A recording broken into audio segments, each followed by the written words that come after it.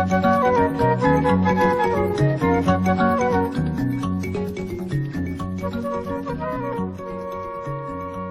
got a phone call from a guy named Bill Dunn. He said, I have a job for you. I said, who are you? He said, I work for Philip Morris and we make cigarettes. I said, this must be a mistake. Cigarettes. I do drug research. He said, I know what you do. I got a job for you. I met with Dr. Thomas Osdean. He was the director of science and technology for Philip Morris Research. He said, we got a problem. 138,000 people will have heart attacks and brain strokes every year caused by nicotine. I said, you guys make a product that you know kills people? He said, no, we don't kill anybody. Nicotine does, but we have a program. Work had been going on for the 4 years that I had been there to develop substitutes for nicotine, called nicotine analogs. They had a bunch of chemists, and these chemists were altering the nicotine molecule, but they had no way to test it. That's where I came in. My job was to identify a molecule that the rat's brain said, I like it, but the rat's heart had no problem with it. Philip Morris recognized that it was in their interest to find products that were equally addictive to keep the profit machine going, but killed less people. Why would they care? Well, they might care to keep their smokers smoking longer. Dead people don't buy cigarettes. So you're going to make a more addicting cigarette. And he said, no, that's not true. And I said, why else would you go there? He was being given the opportunity to set up a world-class laboratory to study the behavioral pharmacology of nicotine, and that was a vital question to pursue. In 1979, smoking didn't have the stigma that it has today. You could smoke on airplanes, you could smoke on TV, you could smoke anywhere. There was no anti-smoking movement. Here was a company that was willing to improve its product, and that improvement would result in better health. I thought this was the greatest company in the world. There was an agreement among the cigarette companies not to do in-house animal studies, that we weren't going to do that kind of research. Philip Morris and the industry as a whole, through evasions and lies over the years, they had really painted themselves into a corner. They had told the public, they had told lawmakers, there was no proof of a causal connection between smoking and disease. They had said, no way is smoking and nicotine addictive. They couldn't be seen through their scientific researches as knowing better.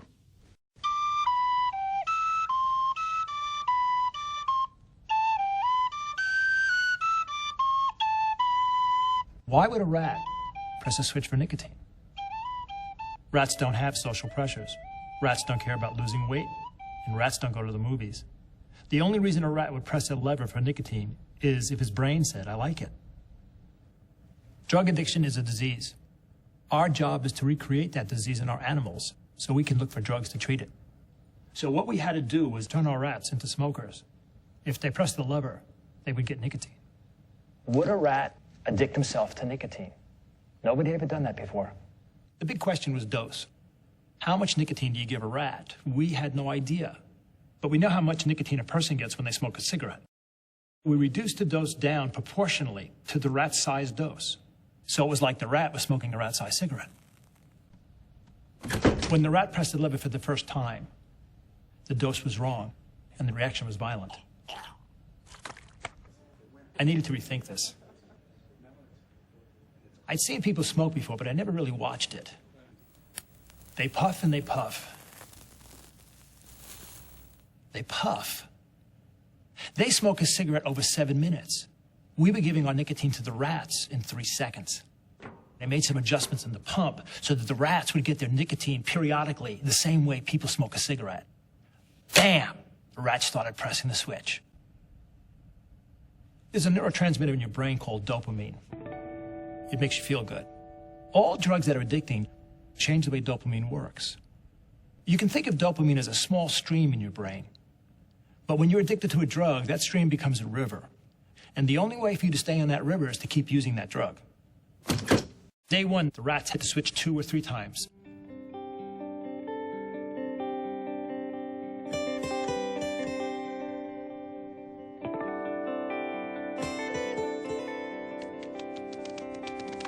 Day 5, they were hitting the switch 7 times a day. Day 10, it was about 20 times a day. We got to day 21. They were hitting the switch 90 times every single day. The rats were addicted. When you do science, you do it for the public good, and you want it to be out there for other scientists to read it and to understand it and to try to translate your findings into improved public health. I wanted to publish this paper right away. There was a problem. Self-administration is the hallmark of drug addiction. We had to convince the company that this wasn't going to be a threat. We had to convince them that reinforcers aren't necessarily addictive. This wasn't going to be easy. These guys were sharp scientists. With our animal model, we could begin to do the work we were hired to do. I began testing these altered nicotine molecules. I was looking for a drug that the animal would want to give itself, but wouldn't cause heart problems. Nicotine is unique because it triggers what we call prostration. All the hair stands up and the breathing rate accelerates. We were testing for a drug that wouldn't affect the heart, and that's how we discovered our main contender, 2'-methyl nicotine. We saw prostration, but no hair stood up. The breathing rate was normal. It was what we were looking for. Victor and I discussed how the results of his research could be used in, let's call it, safer or less harmful cigarette. I proposed a design to the company, a cigarette that had tobacco, but no nicotine. We stuck our drug out here. A person would light up a cigarette and suck on it. Our drug would be in there. They would be addicted, but no heart disease. This was so exciting. It was unbelievable.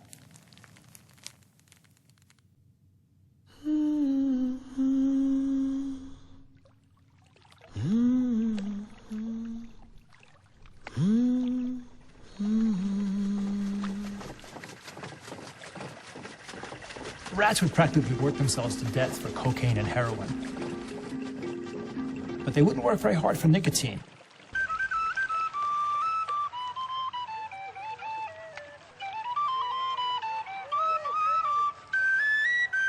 I began to wonder, why would smoking addict so many people? I got a list of all the chemicals in cigarette smoke. I had a hunch one of them might be an addictive drug.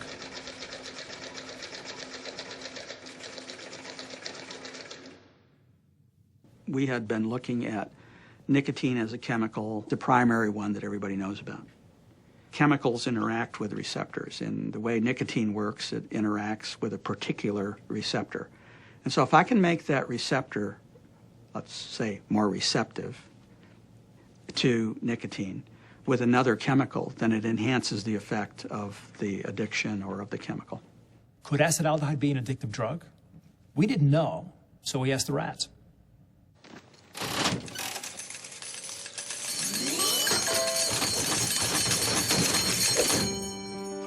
Victor DeNoble found that when acetaldehyde is transmitted to the brain, it enhances and it strengthens the action of nicotine.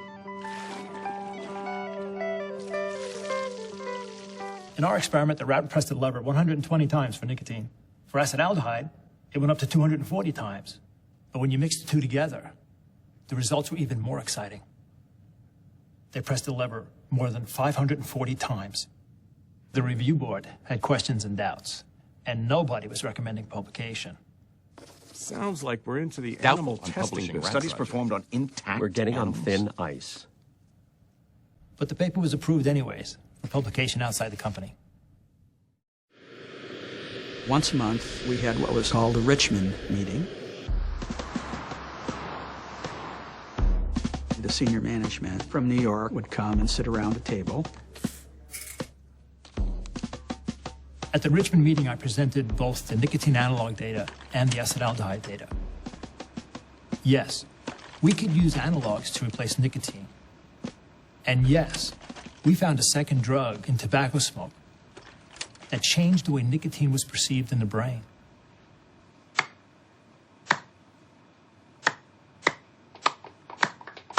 Absolutely. If I change nicotine to a new chemical, it's a new drug, and I have to go through FDA clearance. But manipulating a reinforcer that could be put in cigarettes, like the acetaldehyde, is something that was already there. They already had acetaldehyde, so all we're doing is increasing something that's there. So that one, kind of lit up the room. Oh, that's an easy thing to do. All they could do was talk about the acetaldehyde. They realized the potential use of this combination. And the entire program became focused on acetaldehyde. From the company's point of view, they saw a means to get more bang for the buck. If you have a way of manipulating nicotine and acetaldehyde, you have a way of optimizing ratios that people are going to like.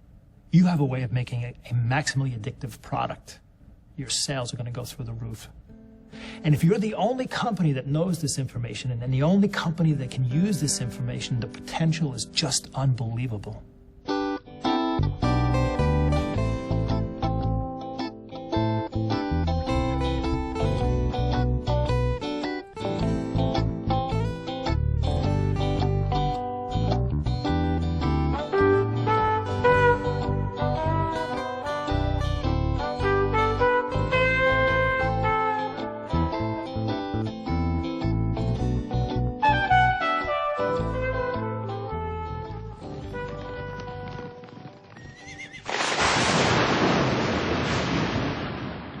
Philip Morris would have been concerned about this acetaldehyde research because they were trying to market cigarettes as sort of a lifestyle product, something which people took that they enjoyed, but they were trying to stay away from the fact that they're drug marketers. And when you start saying, here we have animal models where rats self-administer nicotine the same way they do cocaine or other drugs of abuse. And if we add acetaldehyde, which is in smoke, and they self-administer it more, makes it more addictive, then it makes it pretty clear that what they're marketing is an addicting drug. Jim told me I had to withdraw the paper. Well, what do you mean? He said, the paper, withdraw it. I said, no. He said, go downstairs and do it. When Chet Pollack, the president of the company, came to visit our lab, that was a major event. He came with Fred Newman, the attorney that we had most contact with. It was almost as if the rat was on cue, opened the box, and the rat's pressing the switch for nicotine. And he looked at it and he said, does that mean nicotine's addictive? And the lawyer, Fred Newman, jumps in between us and says, don't answer the question.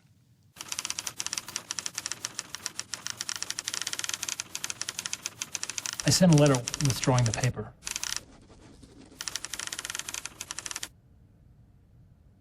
That was the worst scientific day of my entire life. It was a Thursday afternoon, about 3 o'clock. We were working in the lab, wrapping up for the day. Jim Charles asked us to his office. I thought I was being promoted again.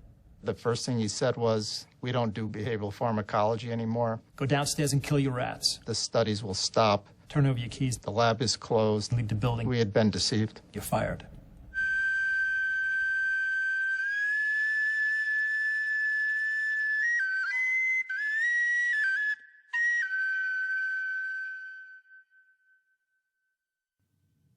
When we started working on the tobacco story at ABC, we were told that the tobacco companies were manipulating nicotine to addict smokers. And we said, this is sort of crazy, but if it's true, it's an important story. So we started digging into it, and we spent a year.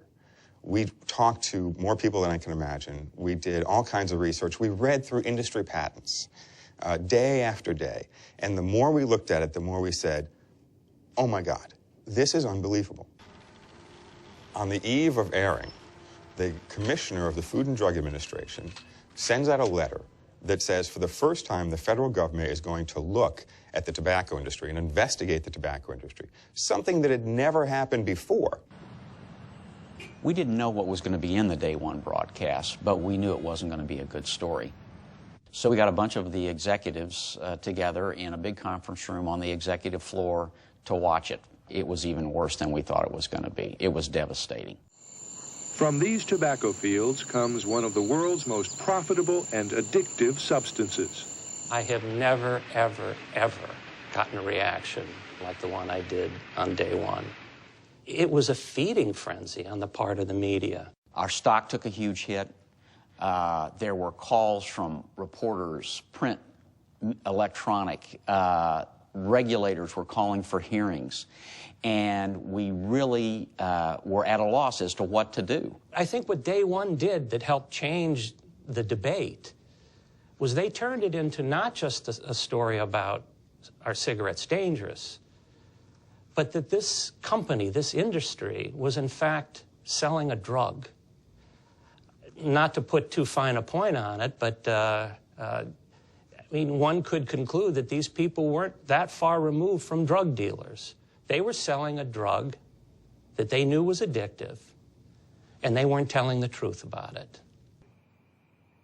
When Congressman Waxman got the letter from Dr. Kessler that made it clear FDA had been investigating this and had a lot of information, he decided to immediately schedule a hearing. None of us realized that the tobacco industry was able to manipulate the nicotine to get people to smoke and to keep them smoking. And we wanted him to come in and give us this presentation. They said, we're holding a hearing in 4 weeks, and we want to know what evidence existed. But we didn't even know where to begin. Kessler knew that we were going to be testifying before Congress in 4 weeks. He looked in and around FDA for trained professional investigators. I was working in my laboratory at Bethesda Naval Hospital, and they indicated they were from the FDA and wanted to ask some questions about my previous work at Philip Morris. Paul Melee told us about the paper. I got instantly the significance of what I was seeing. When you go to work for Philip Morris, you sign a secrecy agreement, and for the rest of your life, you're not allowed to divulge what you did there. Congressman Waxman called me the day before the press conference to give me a heads up. What he didn't tell me was that he was going to hold up the paper that I tried to publish in 1983. The editor of the journal was notified by the Philip Morris researcher that the article was being withdrawn. My heart just stopped. It was like, oh my God, how did they get this? And here it is on national TV.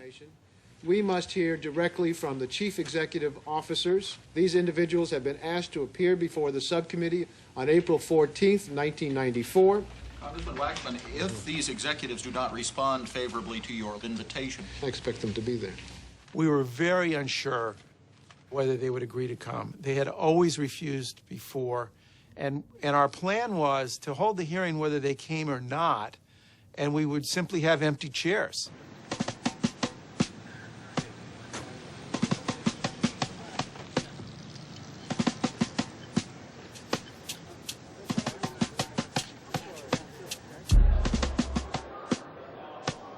We're going to present a rosy face, and they'll see that we're just people selling good old-fashioned American product. And we're going to make that case to the American people, and who better to do it?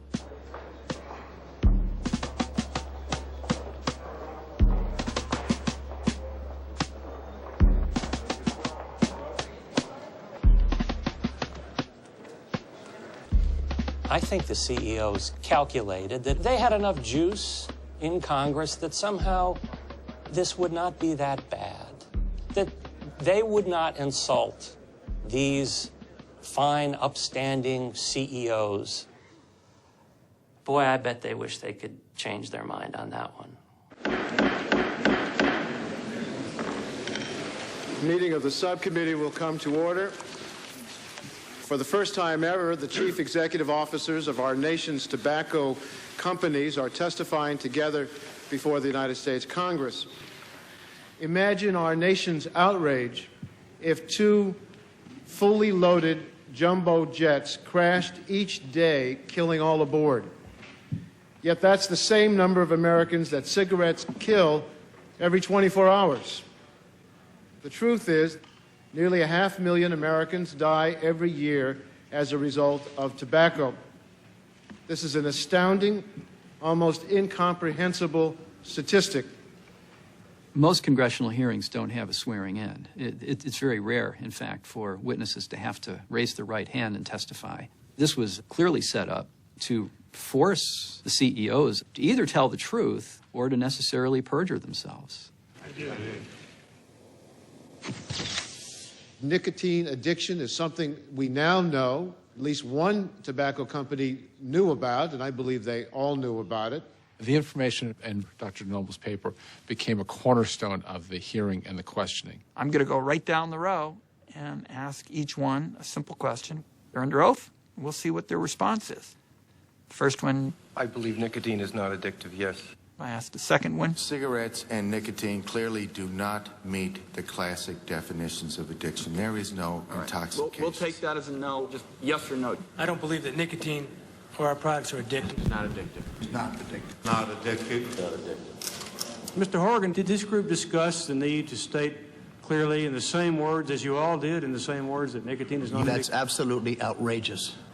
What is outrageous? That is outrageous for you to assume that we meet and talk about these issues. We are competitors. We're independent. We're fighting for survival in a legitimate marketplace. It's very difficult for me to find you at this table characterizing anything as outrageous after 7 apparently intelligent people have stood here and told the American people, 250 million of which know better, that cigarettes are not addictive. What could be more ridiculous? So if we appear a little skeptical of your answers in other areas, you'll understand why. We had no idea that it would be as intense and as hostile as it was.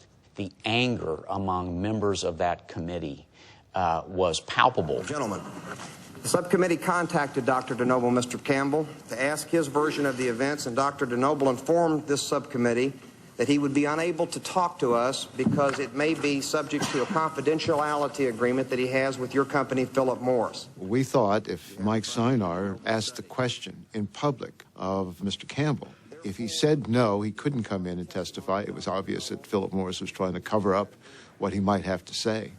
Mr. Campbell, will you release Dr. DeNoble from his confidentiality agreement so that he can appear voluntarily before this subcommittee to tell us what really happened? I don't know of the confidentiality agreement, so I'd have to have an investigation, but then I will answer. Will you release Dr. DeNoble from any contractual arrangements that will allow him to voluntarily testify before this subcommittee? Dr. DeNoble is quite on record in a number of depositions. Will you allow Dr. DeNoble to come forward? I see no problem, and our people will discuss it with you. That's not the question. Mr. Campbell, will you release him from that agreement? Can I check with my counsel at this time? I just want to know, you're the chairman of the board. No, I'm not, sir, but I'm just the president, but... Mr. Sinar... Bill turned over his shoulder and looked at me, and I said, release him, waive the agreement. You will do it, sure. Thank you.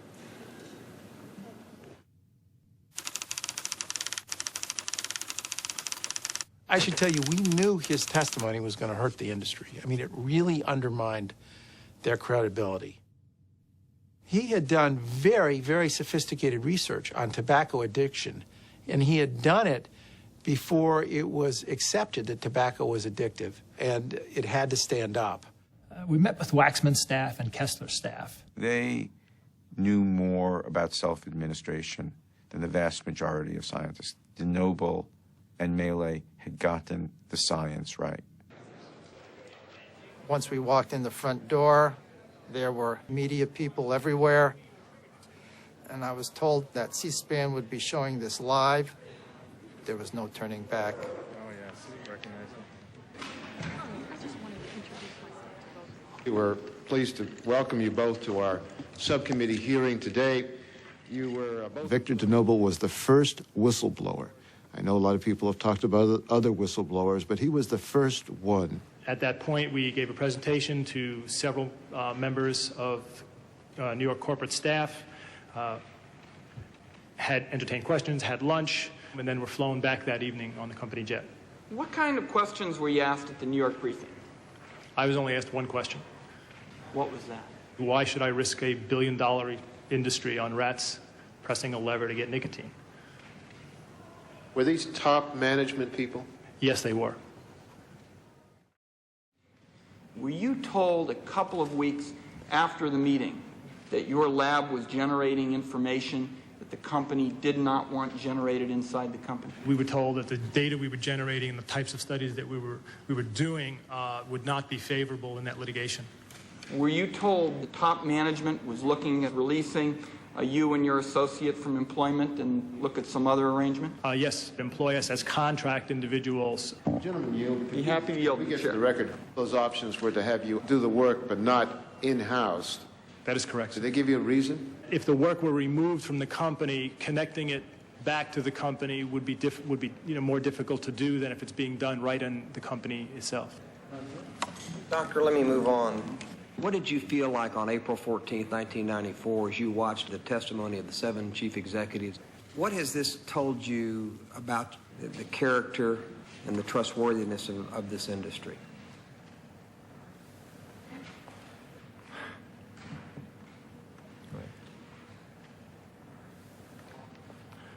It's difficult to watch those hearings and to feel good about what happened to us. When Victor and Paul testified before Congress, it was the first time that anyone that was inside the industry that had that kind of detailed knowledge about the thinking and the research that was being done inside the largest tobacco company in the country. It was the first time someone like that came forward. And they came forward in this most public of settings, a congressional hearing, where they testified under oath what they knew.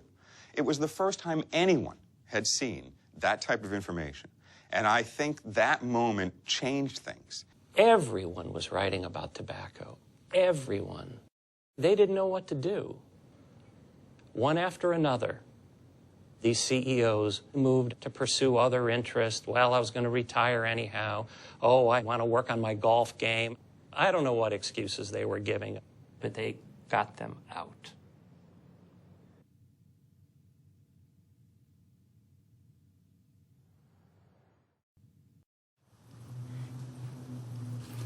The United States alleges that for the past 45 years, the companies that manufacture and sell tobacco have waged an intentional, coordinated campaign of fraud and deceit.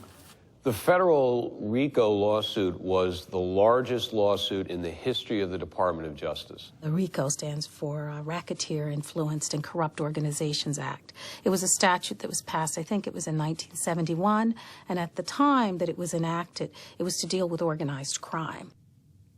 Judge Kessler issued a withering encyclopedic ruling finding the tobacco companies guilty of all manner of lies and evasions and fraud against the public in such areas as lying about the health consequences of smoking over a period of decades, lying about the addictiveness of smoking, manipulating cigarettes so that they would be more addictive, marketing cigarettes to underage youth, misusing the legal system through the strategies of their lawyers.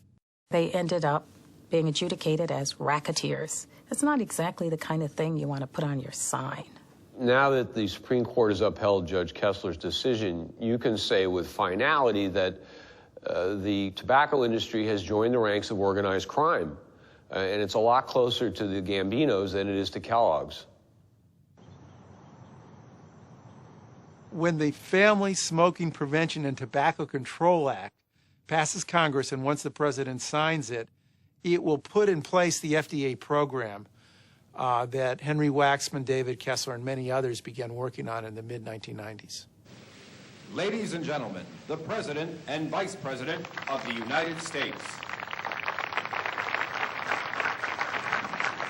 The legislation I'm signing today represents change that's been decades in the making. Since at least the middle of the last century, the standard it sets is the FDA is to take action appropriate for the protection of public health. What that means, in the hands of the right government, is the power to do whatever is necessary to reduce to the maximum extent possible the number of people who die from using tobacco. Thank you very much. Let's go sign the bill. Imagine a world where the only cigarettes that kids were capable of experimenting with were non-addictive, so that experimentation wouldn't lead to regular smoking, addiction, and premature death. FDA now has the tool to change the tobacco marketplace so that the only cigarettes that can be there are those that can't create and sustain addiction. There you go.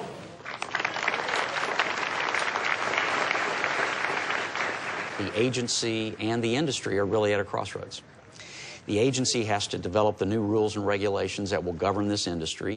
The industry has to be prepared to step up and comply with the letter and the spirit of the new rules and the new regulations. If the death and the disease caused by smoking is reduced, that's in everybody's best interest. They can reduce nicotine levels to the point where cigarettes are no longer addictive. But time will tell if they will actually do that. People have their vices. People want to take chances. You take chances when you're young. That's what's so dangerous about cigarettes. Because when you're young, hey, you're going to live forever. Okay, I'll do it. It's cool. And people do it. There will always be that. There will always be the teenager in a car trying to drive 100 miles an hour because he thinks he's never going to die. And there will always be that teenager smoking cigarettes who think, this is never going to kill me. We assume kids know things, but they really don't. In order for them to make good decisions, we have to give them good information. My name is Victor DeNoble. I'm a scientist. My specialty is drug addiction, but I don't work with people. I work with animals. I'm here today to tell you a story, but the story I'm about to tell you, it begins 29 years ago. Every single one of us in this room, we are born with an area of the brain that recognizes drugs. Once a drug is in your blood and my blood, our brain will slowly begin to change. It has absolutely no choice. You will not be addicted to the drug the first time you use it. That's not going to happen. It's a process. And I like to think of the process as a light switch. You know, when I was pushing my light switch up, it moved, and it didn't go on. And it moved a little more, it didn't go on. Then it moved a little more, and then all of a sudden, click. My lights went on. That's what drug addiction is. Every time we use a drug, the light switch, our brain gets changed just a little bit. And we keep using it, using it, using it. At one point, bam, it is going to click.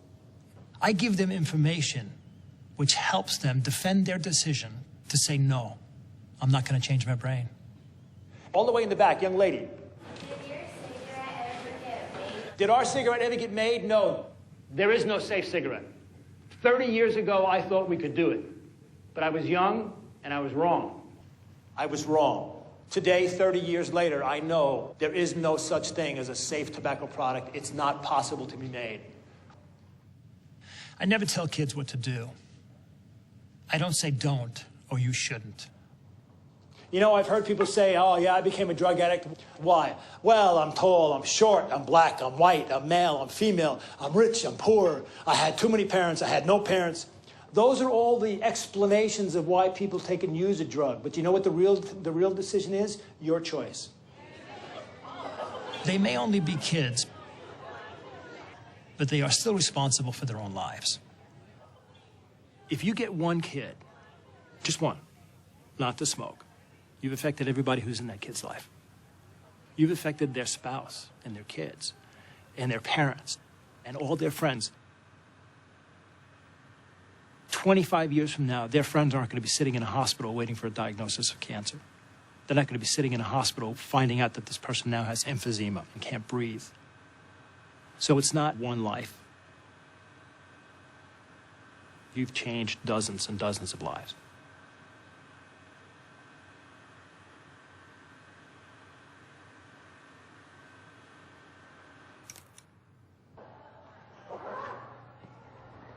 See you guys. That's what keeps me going.